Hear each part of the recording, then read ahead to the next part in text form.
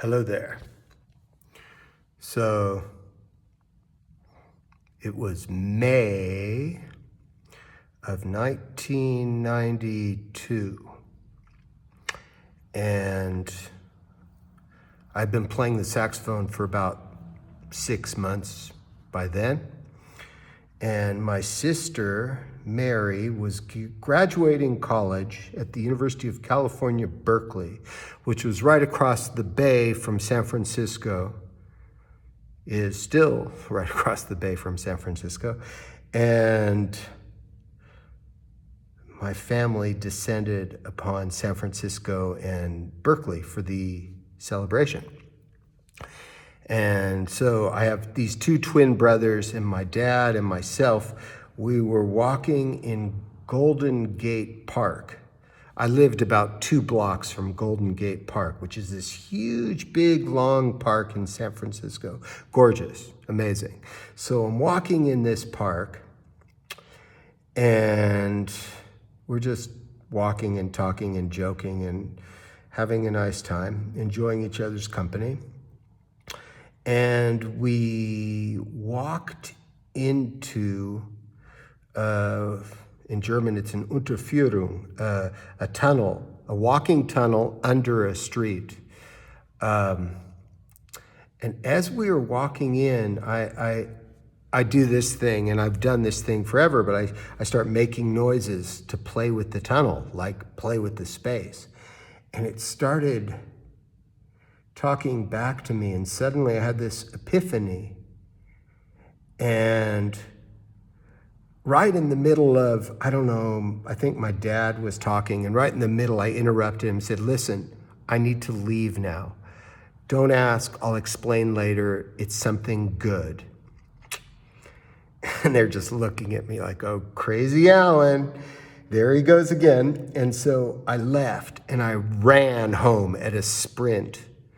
And I got home and I grabbed my saxophone and I came back to this tunnel and fell in love with that tunnel.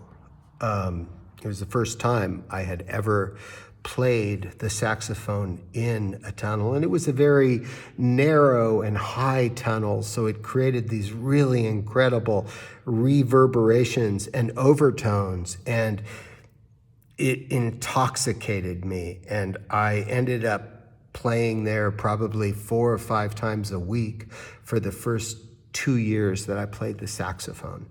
And after that, I became known as the tunnel hunter. I would travel around the world looking for the best tunnels to play my saxophone in. And one of the things about playing the saxophone in the tunnel was that I felt like I was inside the instrument that I was playing. So I wasn't just playing the saxophone, I was playing the tunnel. And fast forward to the gongs. So the way I have the gong set up here in this circle, right? It's a circle of gongs, okay? From a visual standpoint, it's not the best. Like there are better visual, more impressive setups. You know, you get these Gibraltar stands and you have the gongs lined up against the wall and someone walks in and it's powerful looking. And so that's the sacrifice, right? Is you don't get that. You get this funny insular circle, and it kind of it's kind of like a bubble, and it's not for visual, it's not for appearance, and it almost feels sort of insulated. Yeah, sort of in a little way like cut off visually from the audience. But here's the thing. It's what I love. I just can't understand how people can line their gongs up. I don't understand that. It doesn't make sense to me. I'm an alchemist. I like to mix things and create new things out of mixtures. And when you have a gong circle and you're inside of it, you can play infinite numbers of combinations of sound and right away. And it's never based on distance, right? Because it's a small enough circle that I can play one gong and then move and at the same time play a gong that's 2 or 3 gongs away from that gong. And they also react different to each other. They play each other. That's the other part of it. So, for example, like with these 2 gongs, these are 2 32-inch gongs. One's a symphonic, the other's an accent. When I play one and then play the other, they create this binaural effect, this wah, wah, wah, wah, wah, wah, wah, wah, wah, wah, wah, wah. You don't get that unless they're exactly at the right angle towards each other. And so these are the kinds of things that I enjoy, and by enjoying that, I then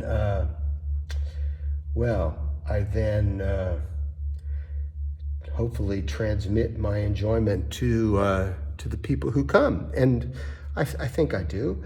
And yeah, there's a lot more I could talk about how I set up the gongs and why I do what I do. But let's just finish this video by saying that it's highly, highly intentional how I set up the gongs. And I play in a shared studio, so I have to set them up 4 or 5 times a week. And the advantage of that, maybe even 5 or 6 times a week, I don't know. But the advantage of that is that every time I set up, I test the gongs to see how they sound relative to each other in that space to create these right relationships. And so the creative part of my process has already begun, and it's hours before anybody's going to show up. So there you go. That's more for me. Bye-bye.